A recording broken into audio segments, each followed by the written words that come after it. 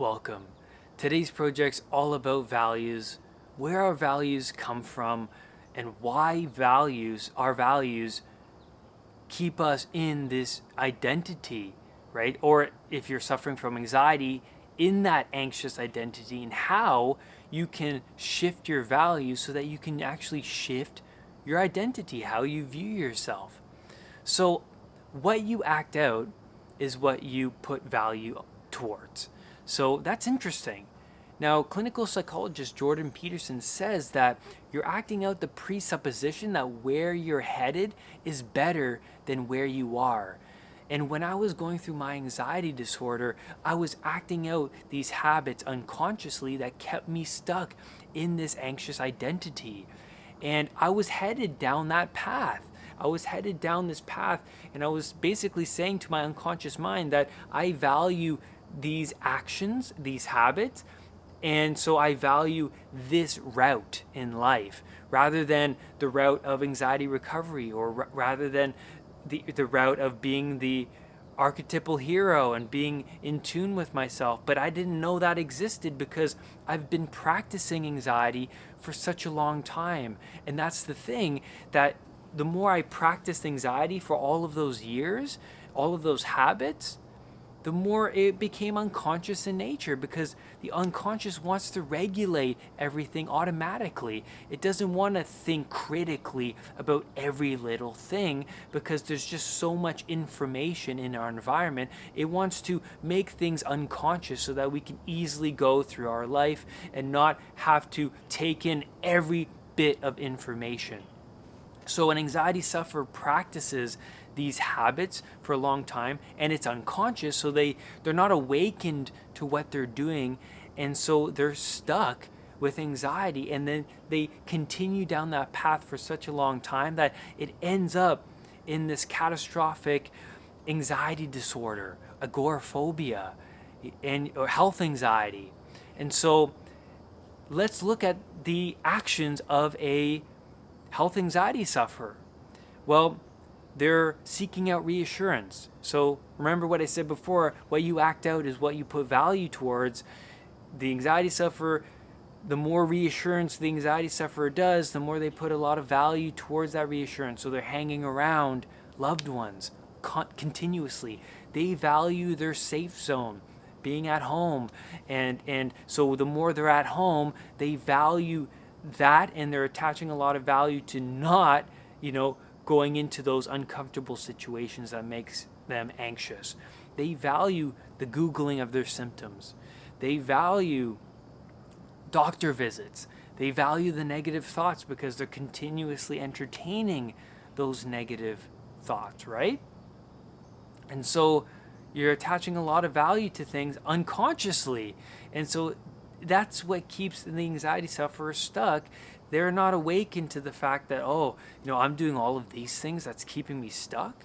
And I get a lot of that from my channel. People come to me all the time. They say, Brad, I watch your videos on your symptoms or your habits, and I didn't even know I was doing these things. And I was like, yeah, like you've been doing them for a long time, and they became so unconscious. And now people are becoming awakened to the fact that, I'm causing all of the negative things in my life. I'm manifesting all of these negative things.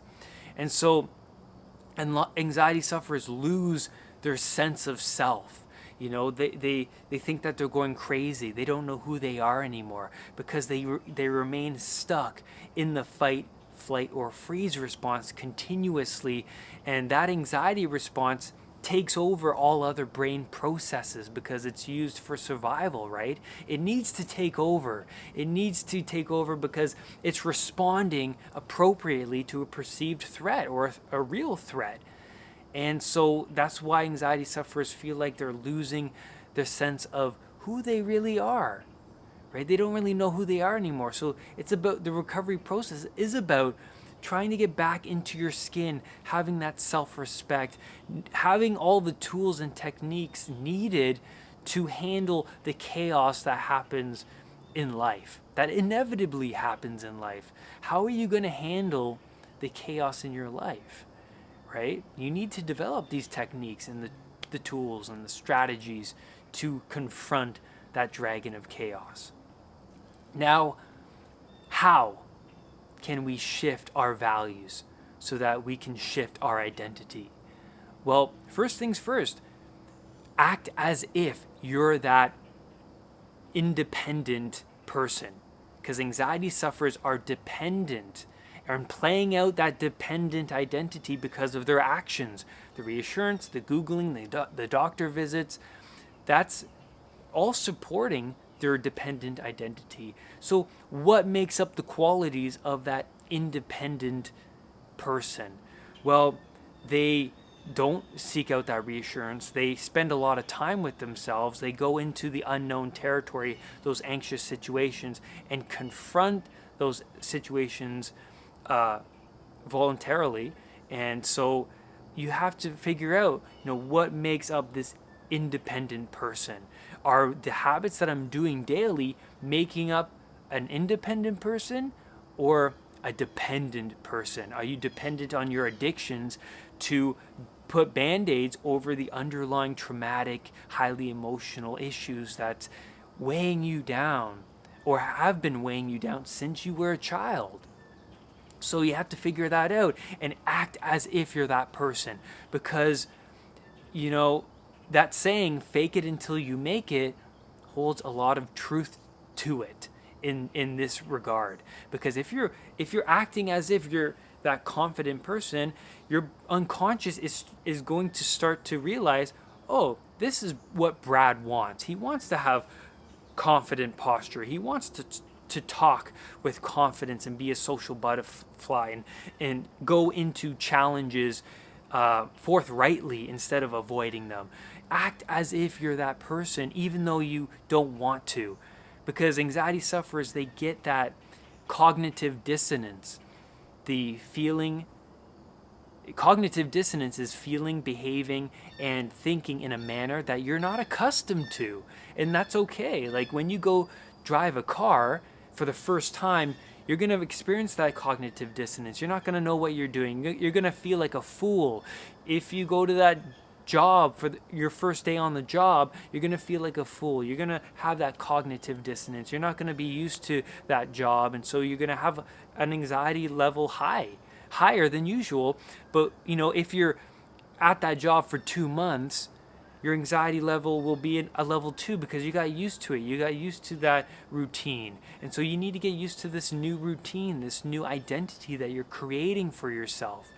I always reference this movie, I, Tonya, and I always, I heard Margot Robbie say to prepare for this role, she listened to the audio of that character, the person she portrayed in that movie, all day long. She went to bed listening to the audio. She watched videos of that character all day long to prepare. And so this is what I did when I overcame my anxiety.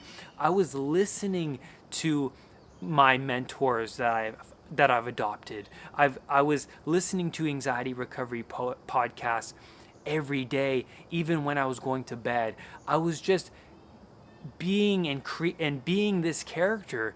And the more I subjected myself to this information, the more I was that character.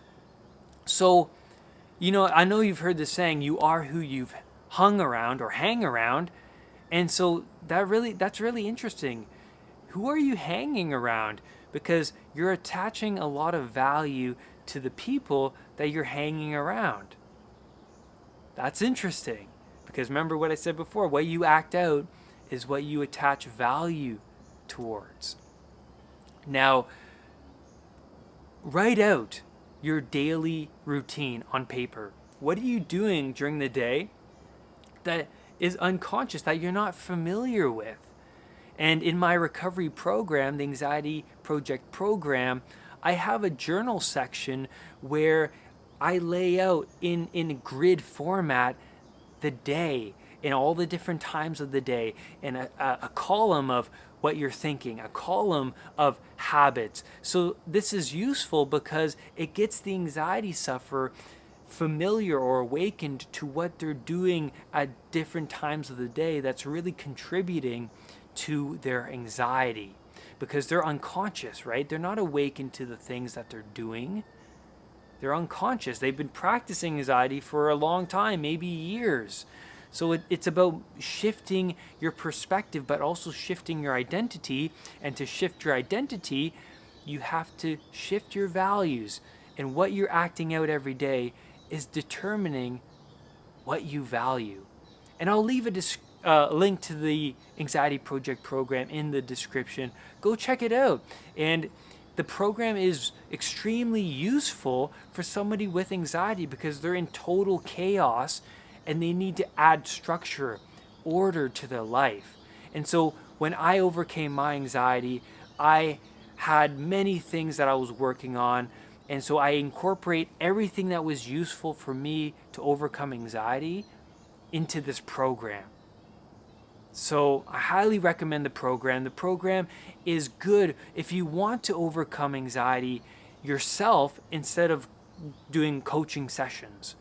And I have some clients who are doing coaching and the program at the same time. So they're getting the best of both worlds. They're doing the program structurally by themselves, and then they're doing the coaching as well. So check that out. And I'm going to leave you with this. Do not let anxiety define who you are. Thank you so much for tuning into this video. Please leave a like and a comment, and I'll see you on the next video. Bye for now. Remember to hit that subscribe button and that bell so that whenever a new video of mine appears, you will be the first to know. Namaste.